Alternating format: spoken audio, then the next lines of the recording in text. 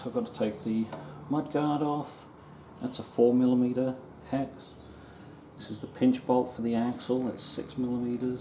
This is the axle itself, 14 internal hex. And the brakes are, they're 12mm. Put 14 on, but they're actually 12. Right, so I've undone these 12mm bolts. The top one carries the reflector.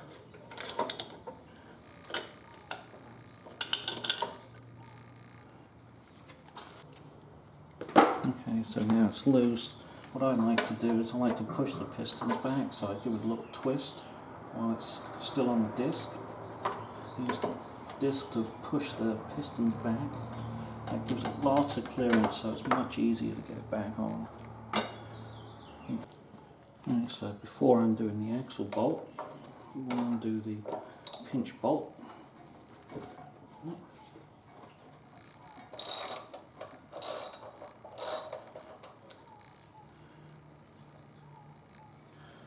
You don't have to go very far, just leave it in place. Now we get on this one.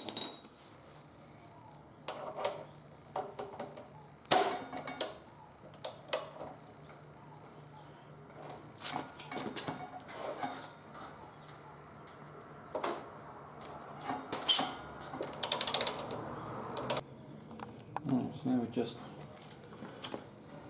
get the nice on the axle, it should pull through. Oops, spacer dropped. So watch the spacers on both sides. Like that. And the wheel is out. Yeah, it's very hard if you haven't marked your wheel when you take it out to see which side is the right side. There is a difference. The right side has a raised seal area, and on the wheel itself there's these little spokes at the discs that have kind of like a portcullis type thing on them. See if I can zoom in on that. See, it's got the sort of a portcullis thing on them. The other side, left side, it is raised, but it's not quite the same feature, and it's different markings on the wheels, so on these little spokes for the discs.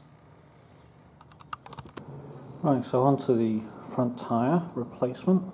I'm very pleased to see that it fits the same fixture I had before. The discs just go inside the wooden stands, so perfect. Great, don't have to alter it, I can use that one. This one's probably going to be a little tougher to get off. The tyre's got a bit more tread on it, even though it's not really round anymore. The old one was very, very soft. Yeah, I can easily squeeze that in, compared to the new one, which doesn't really want to give at all. So yeah, it's going to be the same process as before. I did mark the disc so I know which way is forward, so good. Now it's just the wrestling match. Rebuilding time. Time to put the mudguard back on. I've already got these screws nicely greased up from before. Something like that. What I'm going to do is find the holes. Oh, there's one.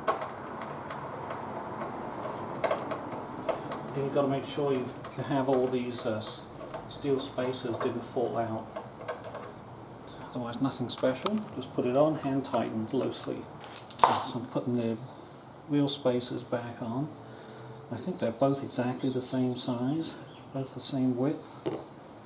I'm going to clean them off, get all the crap off them. Now I'm going to put some grease on the inside of this rubber seal. And they are the same width, same diameter. A little bit of grease on the seal on the inside, and the lips are. That stops them squealing.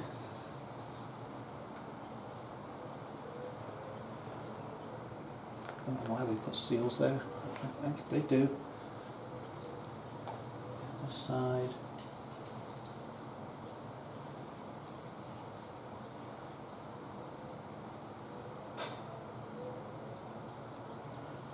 Right, now it's ready to go in along with the axle.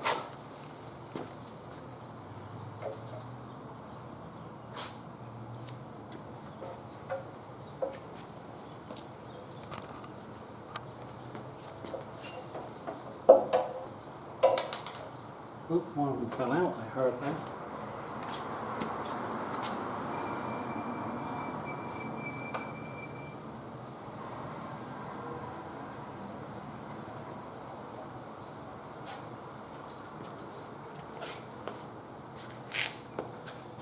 Axle.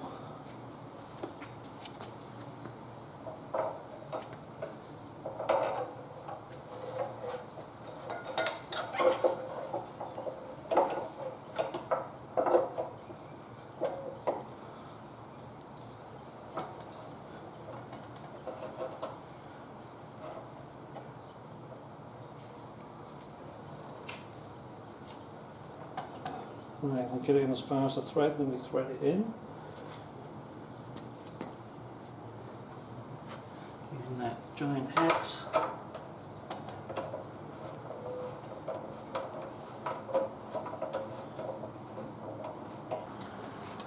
Right, so that's 47 foot-pounds for the front axle.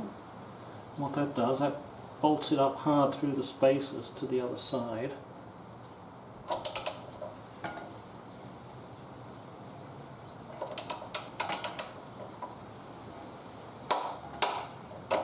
One. 17 for the pinch bolt, but I need to bounce the forks a little bit first. Oh, which I can't do without the disc brakes on. So I guess I'll put the disc brakes on first.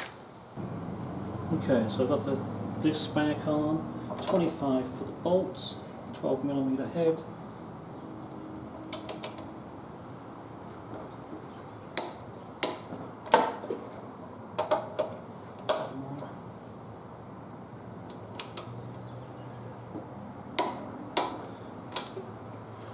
Don't forget to put these little plastic doohickeys back in.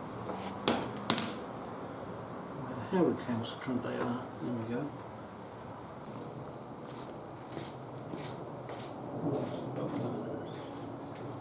Rear lift. Shove that under.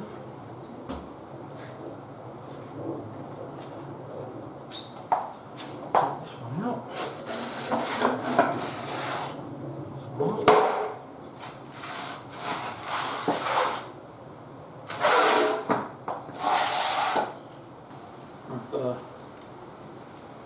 Pump the disc pads back onto the discs. Oh, did I take that blue tape off? Okay. So I'm going to hang on to the front brake.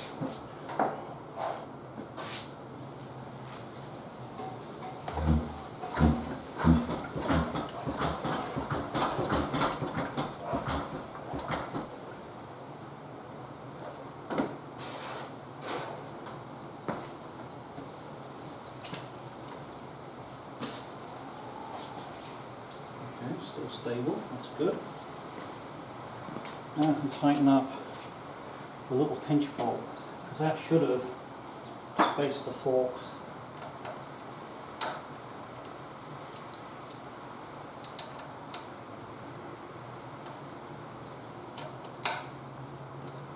And that one goes to 17 foot-pounds. So this one, 17.